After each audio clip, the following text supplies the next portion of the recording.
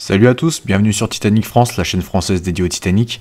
La dernière vidéo, j'avais parlé des conditions à bord des chauffeurs et des soutiers, et j'avais évoqué un personnage assez connu de l'histoire du Titanic, qui était Frédéric Barrett.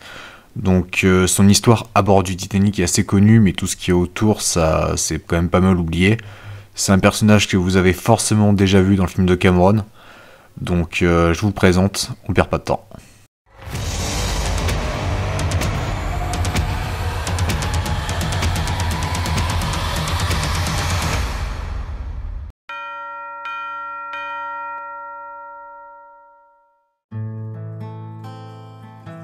Vous avez tous déjà vu Frédéric Barrett dans le film de Cameron.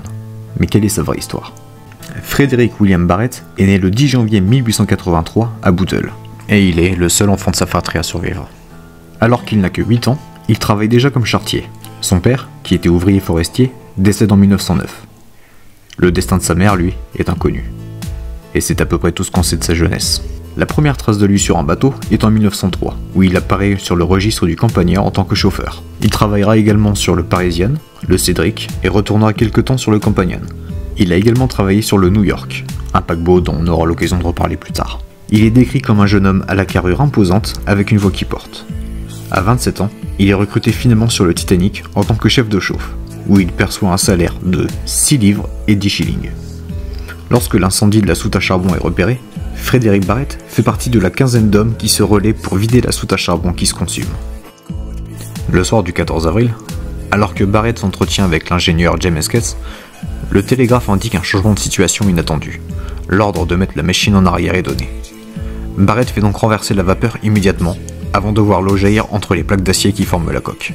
Barrett réussira à passer dans la chaufferie voisine avant que les portes étanches ne se referment. Il retournera dans la chaufferie 6 15 minutes après la collision, et constatera que l'eau a déjà atteint un niveau de 2,40 m. Il retournera ensuite dans la chaufferie numéro 5 avec 2 ingénieurs pour étouffer les feux des chaudières. Barrett rassemblera quelques chauffeurs pour maintenir la production de vapeur, pour permettre au moteur de générer l'électricité nécessaire au bateau. Un peu plus tard, Barrett, accompagné par l'assistant du deuxième ingénieur Harvey Herbert, se retrouve à ouvrir une trappe dans le sol, probablement pour accéder à une pompe. Jonathan Shepherd, qui passait par là, se casse une jambe en se prenant les pieds dans la trappe ouverte. Frédéric Barrett et Harvey Herbert resteront avec Jonathan, ce dernier étant incapable de monter à l'échelle. Ils resteront ensemble tous les trois, jusqu'à ce qu'un rapide afflux d'eau ne les sépare. Après quoi, Frédéric Barrett réussira à rejoindre le pont des embarcations. Il sera l'un des derniers à embarquer dans le canot numéro 13, dont il aura le commandement. Seulement voilà, alors que le canot 13 vient de toucher l'eau, il est poussé en arrière par la décharge des pompes, l'envoyant directement sous le canot 15, qui descend par-dessus lui. Barrett réagit vite et prend la décision de couper les cordages qui retiennent le canot 13 et réussit à le libérer. Il restera à la barre du canot avant de devoir laisser sa place, paralysé par le froid. Il finira par s'endormir après qu'une passagère lui ait posé son manteau sur ses épaules. Et il sera, comme les autres survivants, récupéré par le Carpathia. Suite au naufrage, il sera appelé à témoigner aux commissions d'enquête américaines et britanniques. C'est sans doute lui qui fera les liens entre l'incendie et le brusque afflux d'eau qui l'avait séparé de ses camarades, lorsqu'ils étaient dans la chaufferie 5. Le 25 mai 1912, alors qu'il a repris son poste de chauffeur sur l'Olympique, il sera présenté au sénateur William Eldon Smith par le capitaine Haddock. Non, lui.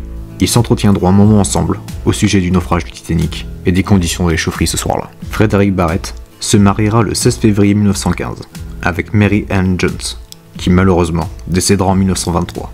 Frédéric Barrett décidera de rester désormais à terre, sans doute pour s'occuper de ses enfants.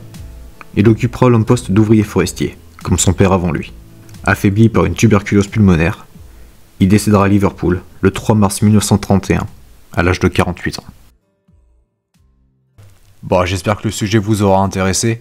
Je voulais juste profiter rapidement, je vais vous mettre en lien, alors je sais pas par où ça va apparaître, je suis pas encore trop habitué à YouTube, mais ça va apparaître quelque part en bas, logiquement par là, la vidéo sur les chauffeurs. Je voulais surtout vous remercier, vous êtes déjà une bonne trentaine, ou si c'est pas 30, enfin quelque chose comme ça à me suivre. Depuis que j'ai lancé la chaîne, j'ai quasiment même que des retours positifs sur le contenu et tout ça. Donc du coup, à tous ceux qui sont là dès le début, merci pour votre soutien. Je vais continuer à faire des vidéos le plus qualitatif possible et voilà, merci. Sur ce, bonne continuation, à la prochaine et prenez soin de vous.